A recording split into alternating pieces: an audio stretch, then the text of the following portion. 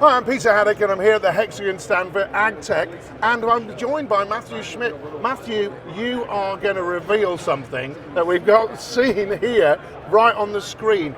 It's a new AI with AgTech, and it's really, really super clever, isn't it? Yes, Just tell me a little bit about what we're seeing here and why this is going to make a difference to contractors using the AgTech system. Yes, so what we have here is we have a new software that you bring in your point cloud and your LAS file, and we're able to sort with that data out and actually isolate it.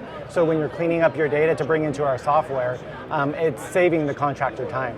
So what we've got right here on the screen, folks, is a drone flight. Now, it could have been the BLK2FLY, which is the Leica Geosystems drone that can actually come off and do a point cloud to this data. Now, the problem is, if you look closely, there's lots of things happening, and there's lots of things on a job site that you need to get rid of. Exactly. And Yes. those things are like machines, and we also need to understand where utilities are and things like that. But I'm going to hit the C button, and it's all revealed.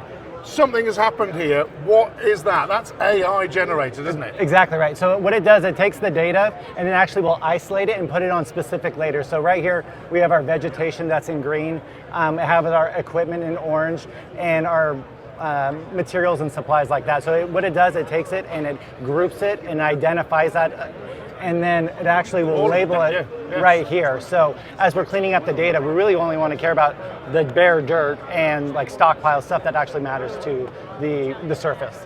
And this is really important because stockpiles in particular are all about managing a site effectively. If you haven't got the right materials on site, then your job can't continue. Exactly. Equally, if you've got a stockpile where you need to see, well, how much earth or how much aggregate have I got to use and where will that be placed, then that's another thing, isn't it? And again, if you're looking at all of these machines, sometimes when I do a drone flight, the machine might be on top of the stockpile because it's managing the stockpile, and that's going to tell me something completely different, isn't it? Exactly right. Yeah, with that too, and also in like progress to so contractors want to be, they're billing like on a monthly, and so they want to see the progress of what they've done or what they haven't done, and so it's another way of just quickly getting rid of that information.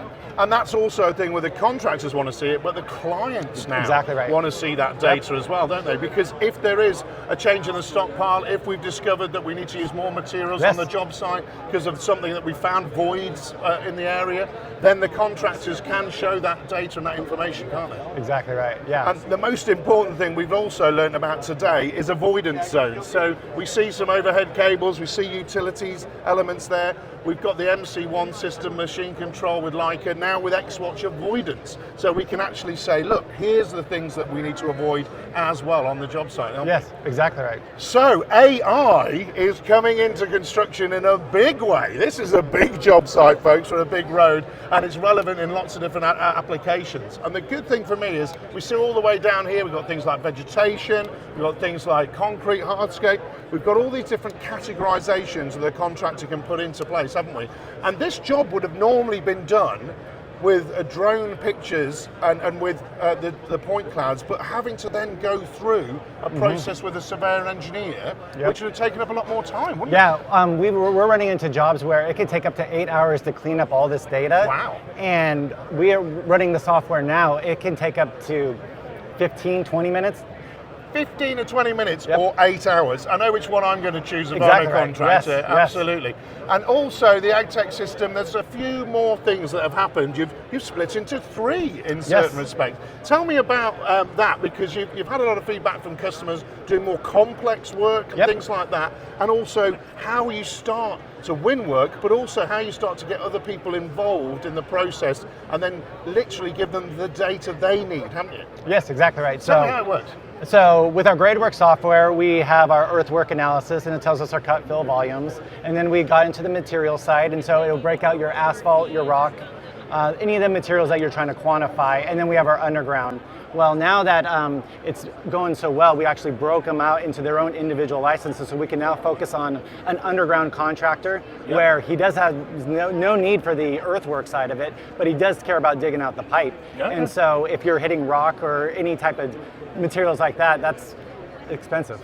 And of course, folks, with the whole change with the AgTech system now, we also have something else. It's called a little circle in the middle there, Matthew, isn't it? But that's a really significant change as well to the system, because this is a critical point for underground utilities, and that's the clash detection. Now tell me about that percentage you talked to me earlier about how things go wrong all the time when you're looking at different utilities, from water to electric, going in to a new job site. Yeah, so we're finding out that contractors are running about 80% of the time that these utility lines are being designed with already conflicts before they even go out into the field. Right. And so obviously every time you hit these spots, it's going to be a costly thing. So we're trying to empower our contractors to say, okay, these are the problems that we have now, before we go get out on the field and then run into those issues out there. And so with these little circles, this actually lets us know. We can set it in an avoidance zone so we can see where the pipes clash, or maybe we want to have a buffer and we want to say we don't want anything within this 3-foot zone. Right. And that's really significant, folks, because what you're tending to have is different engineers working on different parts of that project. So somebody might be doing the sewer line, somebody might do the electric line as such.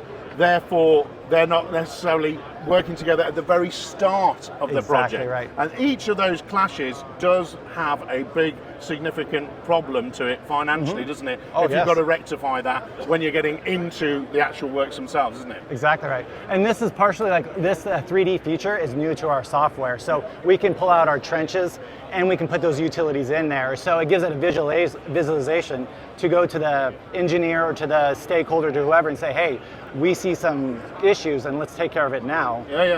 And so, folks, this is it really. The AgTech software, known for a long time for contractors, for helping them win work, helping them plan things, helping them get the data in there. Now we've gone AI with AgTech, and we've got all of these extra features, and all of that can help design the project better, but also it can help create designs for machines. And that's really important, that the machines have got the right data so that we can dig this once and well and do the job better. And apparently, folks, it's a dirt simple solution, but now it's not. It's an AI dirt simple solution. Cheers. Cheers. Thank you.